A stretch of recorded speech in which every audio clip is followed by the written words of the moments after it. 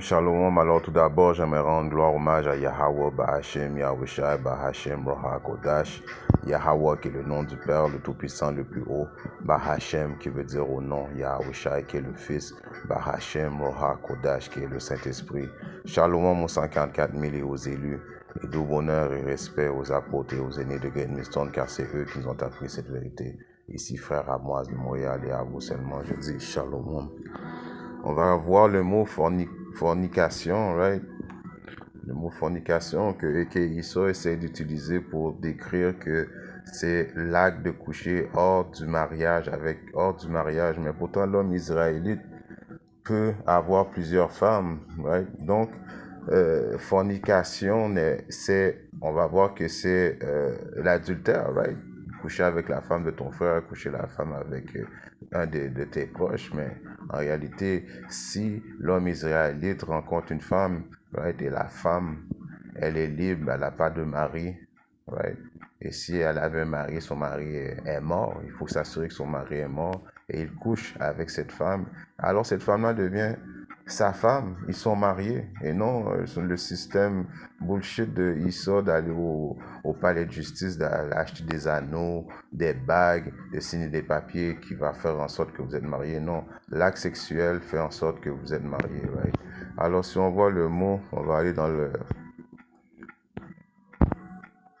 la base du mot, qui est un mot grec, right, qui dit Strong's G 4202. Porneia. Porneia. Porneia. Alors, fornication, c'est porneia, right? La base du mot qui dit illicit sexual intercourse, right? L'adultère fait partie de la fornication. Si tu fais l'adultère, qui veut dire quoi l'adultère? Tu vas coucher avec la femme d'un autre homme, right? Alors tu as commis une fornication. Alors tu ne pourras pas aller dans le royaume de Yahbashim Yahshai. Coucher avec la femme de ton frère, c'est la fornication, right? La femme de ton cousin, c'est la fornication, right? Et pour les femmes aussi qui vont coucher avec le mari d'une autre femme, c'est la fornication, right? L'homosexualité, le lesbianisme, c'est la fornication. Intercourse with animal, right? La bestialité de coucher avec des animaux, des chiens, des chats, des pigeons, right? C'est de la fornication, right? Sexual intercourse with close relative. Alors, coucher avec ta parenté, right? C'est considéré la fornication. Sexual intercourse with a divorced man or woman. Divorcé, pas à cause que la personne sont séparées, divorcées, qui fait en sorte que tu peux aller coucher avec eux. Non. Coucher avec quelqu'un qui est divorcé, puis l'homme ou la femme n'est pas mort, right? C'est la fornication, right? The worship of idols. Idoliser des idoles, c'est aussi la fornication, right? L'idolâtrie, c'est la fornication, right? Manger des affaires offertes aux idoles, c'est la fornication. Alors, vous voyez, le mot fornication, c'est pas juste dire j'ai couché les relations sexuelles hors du mariage, right? Ça n'a même pas rapport à ce qu'Issa dit. On a vu les définitions bibliques de la fornication, right? C'est pour ça qu'il est écrit dans le psaume, dans le précepte qui est dans le livre de...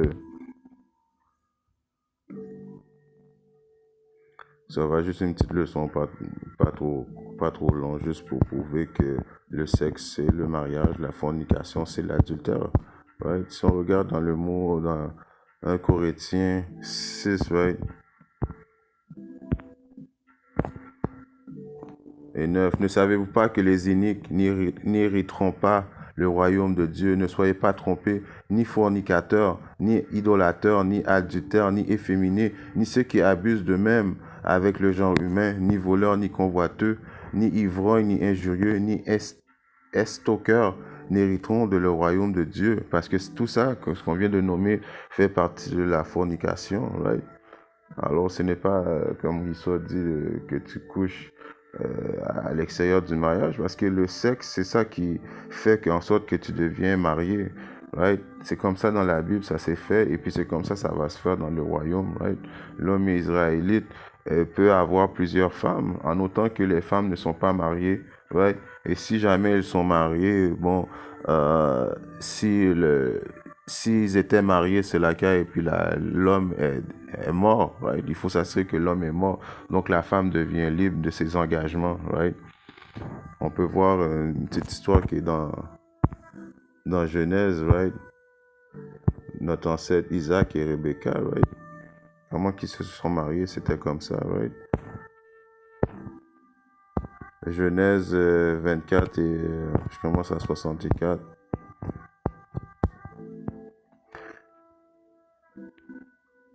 Et Isaac était sorti pour méditer dans le champ vers le soir, et il leva les yeux et vit, et voici que des chameaux venaient, right? Et Rebecca leva ses yeux, et quand elle vit Isaac, elle descendit du chameau, right? Car elle avait dit au serviteur, qui est cet homme-là qui marche dans les champs à notre rencontre? Alors elle a dit au serviteur, oh, elle a eu le coup de foudre sur Isaac, elle a dit, c'est qui ce gars-là? Elle checkait, right? Et le serviteur avait dit, c'est mon maître. Alors le serviteur dit, mais lui c'est mon maître. C'est pourquoi elle prit son voile et s'en couvrit. Alors elle s'est couverte, right?